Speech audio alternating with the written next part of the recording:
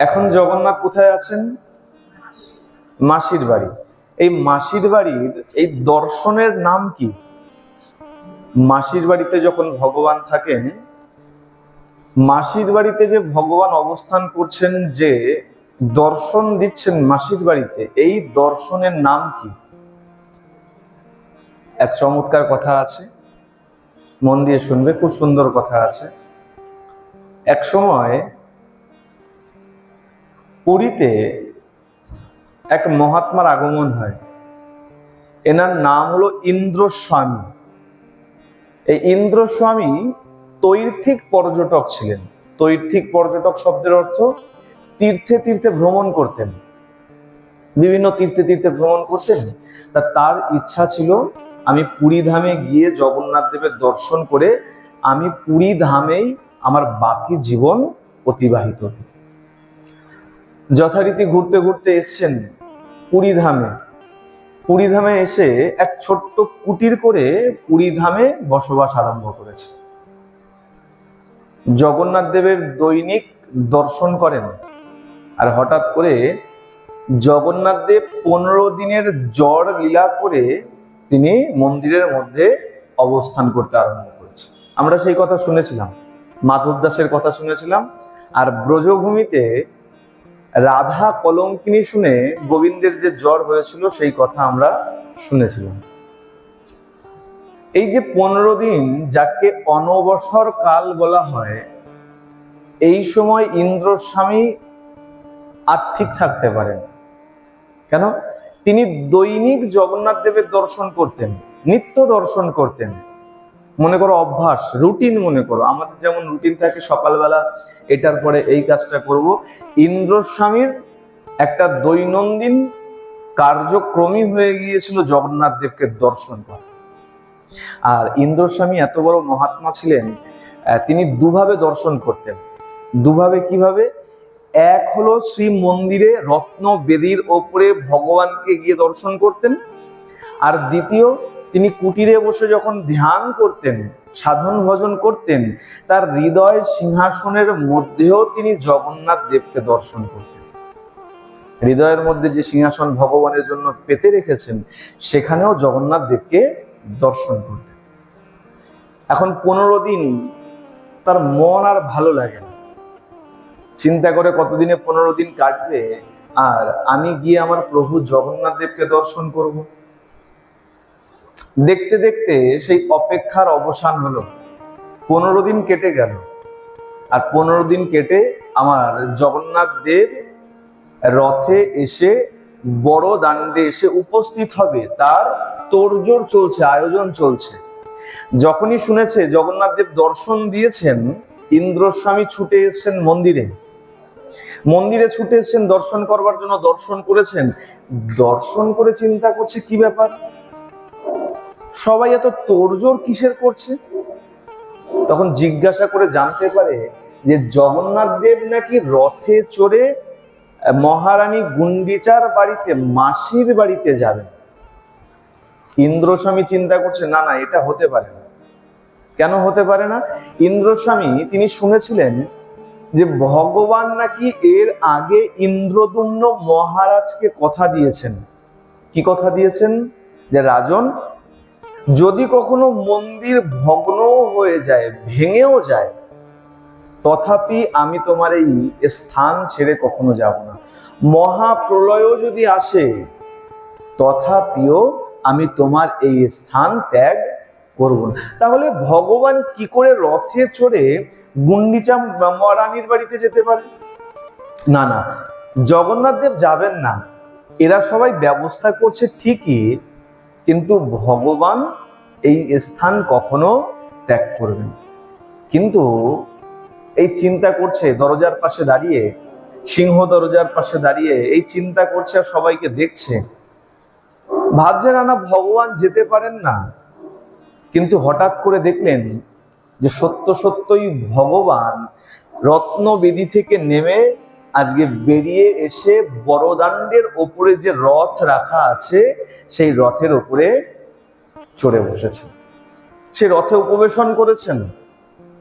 ইন্দ্রস্বামী চিন্তা করছে, না না, ভগবান রথে বসেছেন, ঠিক আছে, সবাই মনে করছে ভগবান চলে যাচ্ছে, কিন্তু ভগবান কখনো যান না। ভগবান ভক্তকে কথা দিয়েছেন এই স্থান ত্যাগ করবেন না। এনারা যে দেখছে যে ভগবান যাচ্ছে, তাহলে কি যাচ্ছে? ভগবানের দারু বিগ্রহ যাচ্ছে, ভগবান যাচ্ছে না। ভগবান এখনো মন্দিরেই আছেন। সবাই ভুল করছে, সবাই মনে করছে ভগবান চলে যাচ্ছেন, ভগবান যাচ্ছেন না। ভগবানের দারু বিগ্রহ রথে করে মাসি বাড়ি যাচ্ছে, ভগবান এখনো মন্দিরেই আছেন। এই চিন্তা করে মনকে কোন রকম একটু সান্ত্বনা দিয়ে তিনি চলে গেছেন নিজের কুটিরে, আশ্রমে। নিজের কুটিরে আশ্রমে গিয়ে মনকে স্থির করতে পারছেন না, ভালো লাগছে না, মন যেন বড় চঞ্চল। ভগবান কি সত্যিই যাচ্ছেন? ভগবান তো কখনো যান না, ভগবান তো ভক্তকে কথা দিয়েছেন, তাহলে এত আয়োজন কিসের জন্য? মনটা যেন টান পড়েনের মধ্যে রয়েছে, টানাটানি রয়েছে যেন। একবার মনে করছে ভগবান যাচ্ছেন, একবার মনে করছেন না ভগবান যেতে পারেন না। চিন্তা করে যখনই ধ্যানে বসেছেন, সাধনে যখনই বসেছেন, ধ্যান যখনই করতে লেগেছে জগন্নাথ দেবের, দেখছে তার হৃদয় সিংহাসনের মধ্যেও জগন্নাথ দেবকে আর দেখতে পাচ্ছে। কেন? জগন্নাথ দেব তো রত্নবেদী থেকে নেমে গেছেন। এখানেও যেন ভগবান একটা ইঙ্গিত দিচ্ছেন যে আমি তোমার রত্ন সিংহাসন থেকে, হৃদয়ের রত্ন সিংহাসন থেকেও আমি নেমে রওনা হয়েছি, মাসি বাড়ি যাব। যখনই হৃদয় সিংহাসনের মধ্যে জগন্নাথ দেবকে দর্শন করতে পারেননি, অত্যন্ত বিচলিত হয়ে পড়েছেন। তাহলে সত্যই কি ভগবান রত্নবেদী থেকে নেমে তিনি কি মাসির বাড়ির উদ্দেশ্যে রওনা দিয়েছেন? এদিকে তো রথ চলতে আরম্ভ করেছে গুন্ডিচার বাড়ির উদ্দেশ্যে। সব ভক্তরা পিছে পিছে রওনা দিয়েছেন গুন্ডিচার বাড়ি যাওয়ার জন্য। গুন্ডিচা যাত্রা যাকে বলা হয়, রথযাত্রা বা গুন্ডিচা যাত্রা যাকে বলা হয়। এই সময় একটা খুব সুন্দর জিনিস, যারা পুরীর মন্দিরের এখন মনে হয় আর ঢুকতে দেয় না। আমি অনেক বছর আগে, লকডাউনের পরের থেকে গর্ভ মন্দিরে প্রবেশ বন্ধ হয়ে গেছে। তার আগে গর্ভ মন্দিরে মানে একদম জগন্নাথ দেবের কাছে গিয়ে রত্নবেদী ছুঁয়ে পর্যন্ত তুমি ভগবানকে স্পর্শ করে পর্যন্ত দেখা যেত, দর্শন করা যেত। এত বড় কৃপা ছিল আগে, কিন্তু লকডাউনের পর থেকে সেটা বন্ধ হয়ে গেছে। ইন্দ্রস্বামী চিন্তা করছেন, ইন্দ্রস্বামী যখন দেখছেন তার হৃদয়ের সিংহাসনের মধ্যে আর ভগবানকে দর্শন করতে পারছেন না, তিনি ঊর্ধ্বশ্বাসে ছুটতে আরম্ভ করেছে মন্দিরের উদ্দেশ্যে। ছুটতে ছুটতে এসে দেখছে মন্দির পুরো ফাঁকা। সব ভক্তরা চলেছেন গুন্ডিচার বাড়ির উদ্দেশ্যে, ভক্তরা ভগবানকে নিয়ে রওনা হয়ে চলে গেছেন। মন্দির ফাঁকা, তিনি কি করেছেন? সোজা চলে গেছেন গর্ভ মন্দিরে। রত্নবেদীর কাছে দাঁড়িয়ে চিন্তা করছে ভগবান এখনো এই রত্নবেদীতেই অবস্থান করছে। বিগ্রহ নিয়ে গেছে, ঠিক আছে, বিগ্রহ নিয়ে গেছে, কিন্তু রত্নবেদীতে ভগবান এখনো আছে, ভগবান কোথাও যাননি। এই চিন্তা করে পরিক্রমা করতে লেগেছেন। ভগবান আছেন, ভগবানকে আমরা পরিক্রমা করি। তিনি মনে মনে বিশ্বাস রেখে ভগবান আছেন ওই বেদির চারিদিকে পরিক্রমা আরম্ভ করেছে। যখনই পরিক্রমা করতে লেগেছেন, হঠাৎ করে এক ভয়ঙ্কর এক মূর্তি এসে ইন্দ্রস্বামীর সামনে এসে প্রকট হয়েছে। বড় বড় হাত, মাথায় এলোকেশির মতন চুল, দেখতে ভয়ঙ্কর, চোখ দেখলে মনে হচ্ছে যেন অগ্নিকুণ্ড, জ্বলন্ত অগ্নিকুণ্ড। ভয়ঙ্কর রূপে যখন এসে প্রকট হয়েছে, প্রকট হয়ে বলছে এই গর্ভ মন্দির থেকে প্রস্থান করো, মানে বেরিয়ে যাও, এই গর্ভ মন্দিরে এখন কাউকে থাকতে দেওয়া যাবে না। প্রথমত ইন্দ্রস্বামী মনে করে একটু ভীত হয়েছিলেন, কিন্তু জগন্নাথ দেবকে স্মরণ করে মনে মনে সাহস জুগিয়ে আজকে ওই সেই ভয়ঙ্কর মূর্তিকে বলছে, কে আপনি? ভগবানের মন্দিরে এসে ভক্তদের এভাবে ভয় দেখানো কি সমীচীন? কে আপনি? আপনি মন্দিরে এসে আপনি আমাকে এইভাবে ভয় দেখাচ্ছেন, পরিচয় দিন, আপনি কে? যখন বলেছে তখন সেই ভয়ঙ্কর মূর্তি উত্তর দিচ্ছে, আমি হলাম এই ক্ষেত্রের রক্ষক, আমার নাম ভৈরব, কাল ভৈরব আমি। জগন্নাথ দেব যখন এই রত্নবেদী ছেড়ে মাসির বাড়িতে গমন করে, তখন এই ক্ষেত্র, এই রত্নবেদী রক্ষণাবেক্ষণের দায়িত্ব প্রভু আমাকে দিয়ে যান। এখন এই ক্ষেত্র রক্ষা করার দায়িত্ব আমার। এখন এই রত্নবেদী দর্শন স্পর্শ কেবলমাত্র আমি করতে পারবো, আমি ছাড়া আর কেউ এখানে প্রবেশ করতে পারবে না। যাও, তুমি বাইরে বেরিয়ে যাও। আর যদি দর্শন করতেই হয় তাহলে যাও, গুন্ডিচার বাড়িতে যাও, আর সেইখানে গিয়ে তুমি জগন্নাথ দেবের দর্শন করো। পুরীর মন্দিরকে বলা হয় নীলাচল, তাই তো? নীলাচলের জগন্নাথ বলি না, পুরীর মন্দিরকে বলা হয় নীলাচল। তাহলে বলো মাসির বাড়িকে কি বলে? হ্যাঁ, মাসির বাড়িকে বলে সুন্দরাচল। কি বলে? সুন্দরাচল।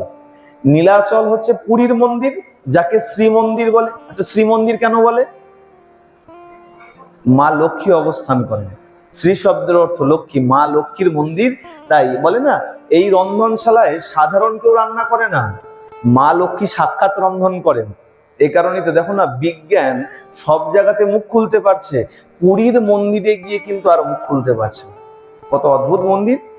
রন্ধন হচ্ছে একের পর এক হাঁড়ি চাপিয়ে রান্না হচ্ছে, কিন্তু বলছে নিচের হাঁড়ির আগে সবার ওপরের হাঁড়ির রান্না হয়ে যাচ্ছে। আর স্বাদ কেউ কিন্তু চেখে দেখে না। বাড়িতে যেমন অনেকের অভ্যাস আছে না, রান্না করে আবার একটু চেখে দেখে। অত হাঁড়ি অত উনুনে রান্না হচ্ছে, কিন্তু কোনো পদের মধ্যে কোনো কিছুর কম বেশি পাবে না। কি বলো লবণ, কি বলো যে কোনো যাই হোক না কেন, স্বাদের কোনো হাঁড়িতে কিন্তু স্বাদের কোনো খামতি কিন্তু পাবে। সাধারণ মানুষ রান্না করলে পরে নয় খামতি হতে পারতো, যেখানে মা লক্ষ্মী স্বয়ং নিজে বসে হাত নাড়াচ্ছে, সেই রান্নাতে কখনো স্বাদের কমতি বাড়তি হতে পারে? বিজ্ঞান এখনো গিয়ে সেখানে চুপ আছে। এ কারণে এই মন্দিরকে বলা হয় শ্রীমন্দির। নীলাচল আর গুন্ডিচার বাড়ি, সেটার নাম হয়ে গেল সুন্দরাচল। নীলাচলে ভগবান যে সিংহাসনের উপরে বসে তার নাম রত্নবেদী। পুরীর মন্দিরে যে বেদির উপরে ভগবান বসেন তার নাম রত্নবেদী বা অন্তর্বেদী। আর এই যে 7 দিনের জন্য যে মাসির বাড়িতে গেল, সেইখানে গিয়ে যে মণ্ডপের উপরে বসবে তার নাম কি? তার নাম হলো মহাবেদী বা আডব। কি বলে? মহাবেদী বা আডব, আডব বেদী। আর এই যে দর্শন হয় মাসির বাড়িতে গিয়ে, এই মহাবেদীর উপরে জগন্নাথ দেব যখন বসবে, এই আডব মণ্ডপের উপরে যখন বসবে, তখন সেই দর্শনকে বলা হয় আডব দর্শন। আডব বা আদব, আডব বা আদব দর্শন। মানে এখন আমরা যে দর্শন করছি এর নাম হলো আদব দর্শন বা আডব দর্শন। কেন? জগন্নাথ দেব এখন মাসির বাড়িতে আছেন, যেখানে গিয়ে জগন্নাথ দেবকে এখন দর্শন করবে সেই দর্শনটা হবে আডব দর্শন। এখন সুন্দরাচল থেকে, নীলাচল থেকে জগন্নাথ দেব চলে গেছেন সুন্দরাচলে। রত্নবেদী ছেড়ে তিনি গিয়ে উপবিষ্ট হয়েছে মহাবেদী বা আডব বেদীতে। আডব দর্শন দিচ্ছেন, আদব দর্শন দিচ্ছেন। যখনই এই কথা জানতে পেরেছে ভৈরবের কাছ থেকে, তিনি গৃহে ফিরে গেছেন, মনে দুঃখ নিয়ে গৃহে ফিরে গেছেন। এটা কি করে হয়? প্রভু যে কথা দিয়েছে ভক্তকে, নাকি এই বেদী, এই রত্ন বেদী প্রভু কখনো ত্যাগ করেন না? যখনই আশ্রমে কুটিরে ফিরে গেছেন, কুটিরে ফিরে গিয়ে যখনই ধ্যানে বসেছেন, ধ্যানের মধ্যে এক বিশাল আলোক জ্যোতির ভেতর থেকে জগন্নাথ দেব প্রকট হয়েছেন। বলিয়ে জগন্নাথ ভগবান কি। ধ্যানে বসেছেন তো, ধ্যান যখনই লাগিয়েছে, এক বিশাল আলোক জ্যোতির ভেতর থেকে জগন্নাথ দেব প্রকট হয়েছে। প্রকট হয়ে বলছেন, ইন্দ্রস্বামী শোনো, এখন যদি আমাকে দর্শন করতে চাও তাহলে রত্নবেদীতে নয়, শ্রীমন্দিরে নয়, আমাকে দর্শন করতে হলে তোমাকে এই গুন্ডিচা বাড়িতে আডব বেদীতে, মহাবেদীতে গিয়ে তোমাকে দর্শন করতে হবে। আর শোনো, মন দিয়ে শোনো, জগন্নাথ দেব বলছে, আমি বলছি না। জগন্নাথ দেব কি বলছেন? এই আডব বেদীতে দর্শন করলে কি হয় জানো? আডব বেদীতে দর্শন করলে পরে যত রোগ শোক আছে ভক্ত সেই রোগ শোক থেকে মুক্তি লাভ করে। যত শোক তাপ আছে, আমরা বলি না ত্রিতাপ জ্বালায় আমরা যন্ত্রণা ভোগ করছি, এই আডব বেদিতে ভগবানকে আদব দর্শন করলে পরে এই শোক তাপ পর্যন্ত ভক্তের নাশ হয়ে যায়। এমনকি ব্রহ্মহত্যার পাপ পর্যন্ত ক্ষয় হয়ে যায়। আর শোনো, সারা বছর শ্রীমন্দিরে রত্ন বেদিতে আমাকে দর্শন করলে যে পুণ্য হয়, এই 7 দিন গুন্ডিচা মাসির বাড়িতে আমাকে এই আডব দর্শন করলে, মহাবেদিতে আডব বেদিতে দর্শন করলে ওই সারা বছরের পুণ্য ফল অনায়াসেই এই 7 দিনের মধ্যে সেই ভক্ত লাভ করতে পারে। বলিয়ে ভক্ত বৎসল ভগবান কি, প্রেম সে বলো। সুতরাং এই আদব দর্শনের মহিমা কিন্তু অনেক। এবার ইন্দ্রস্বামী জিজ্ঞাসা করছেন, প্রভু তুমি তো বলেছো তুমি রত্নবেদী কখনো ত্যাগ করো না, শ্রীমন্দির কখনো ত্যাগ করো না, তাহলে কেন তুমি এই শ্রীমন্দির ত্যাগ করে গেলে? কি প্রয়োজন ছিল? মন দিয়ে শোনো, এই যে মাসির বাড়ি এর কিন্তু গুরুত্ব অনেক বেশি। আমরা অনেকে পুরীর মন্দির দেখে চলে আসি, মাসির বাড়ি দর্শন করতে যাই না। ভালো করে জানবে, পুরীর মন্দিরের আগে কিন্তু মাসির বাড়ি। কেন? এই গুন্ডিচা বাড়ি। কেন? ভগবান বলছেন, শোনো, এই সুন্দরাচল মহাবেদী এই গুন্ডিচা বাড়ি হচ্ছে আমার প্রকৃত জন্মস্থান। জগন্নাথ রূপে ভগবান প্রথম প্রকটিত হয়েছিলেন এই সুন্দরাচলে, আর যেখানে এই গুন্ডিচা বাড়ি অবস্থান করছে, এই যে মহাবেদী, এই কারণে এই স্থান আমার বড় প্রিয়। এটা ভগবানের কথা যদি আমি এটা ছেড়েও দেই, তোমার আমার কথা চিন্তা করো, যেখানে জন্মগ্রহণ করেছিলে তার প্রতি কিন্তু একটা আলাদা টান আছে। জন্মভিটা বলি না, জন্মভিটা, যেখানে জন্মগ্রহণ করেছো তার উপরে কিন্তু একটা আলাদা টান আছে। আজকেও মনে করো জগন্নাথ দেবের তেমনই একটা টান যেন কাজ করছে। জগন্নাথ দেব বলছো, ওই যে যেটাকে মাসি বাড়ি বলছো, গুন্ডিচা বাড়ি বলছো, মহাবেদী বলছো, প্রকৃত সেটা হলো আমার জন্মস্থান। আমি প্রথম প্রকট হয়েছিলাম। আর শোনো, এর আরেকটা নাম আছে, এর আরেকটা নাম হলো নৃসিংহ ক্ষেত্র। জগন্নাথ দেব ইন্দ্রস্বামীকে বলছেন, আমি যখন এই নৃসিংহ ক্ষেত্র ছেড়ে যখন চলে আসছি, শ্রীমন্দিরে আসছি, সেই সময় এই নৃসিংহ ক্ষেত্রে এই সুন্দরাচলে যে যজ্ঞ রক্ষকগণ যারা বাস করতেন, আমার সঙ্গে অবস্থান করতেন, তারা এই যজ্ঞ রক্ষীগণ তাদের অধিষ্ঠাত্রী দেবী অধিসেনীকে সঙ্গে নিয়ে আমার চরণে এসে প্রণাম করে আমাকে তাদের দুঃখের কথা জানিয়েছিল। কি দুঃখের কথা? প্রভু, তুমি যদি এই মন্দির ছেড়ে যদি চলে যাও, তাহলে আমাদের কি হবে? আমরা তোমার দর্শন, তোমার চরণ দর্শন কি করে করব? আর তুমি যদি সত্যি এই মন্দির ছেড়ে চলে যাও, তাহলে আমাদের রক্ষা কে করবে? আমাদের তো কেউ পূজাও করবে না। তুমি আছো বলে তোমাকে সবাই পূজা করে, তোমার সঙ্গে সঙ্গে আমরা সবাই পূজা পাই।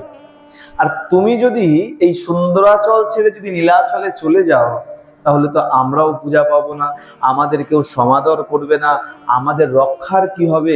আর আমরা তোমার দর্শন কি করে পাবো? জগন্নাথ দেব বললেন, চিন্তা করো না, আমি তোমাদের দুঃখের কথা বুঝতে পেরেছি, তবে চিন্তা করো না, বছরে একবার 9 দিনের জন্য আমি এসে এই গুন্ডিচা বাড়িতে অবস্থান করব। আর আমি যখন এসে অবস্থান করব, সেই সময় আমাকে ভক্তরা পূজা করার সঙ্গে সঙ্গে তোমাদেরও পূজা করবে। সুতরাং যজ্ঞের ভাগ তোমরাও পাবে।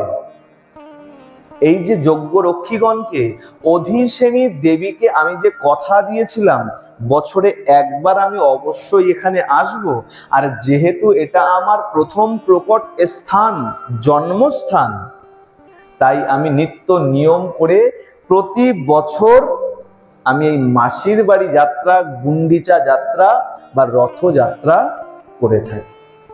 শোনো ইন্দ্রস্বামী, তুমি যদি আমাকে দর্শন করতে চাও, এই সময় দর্শন করতে হলে তোমাকে এই গুন্ডিচা বাড়িতেই কিন্তু আসতে হবে।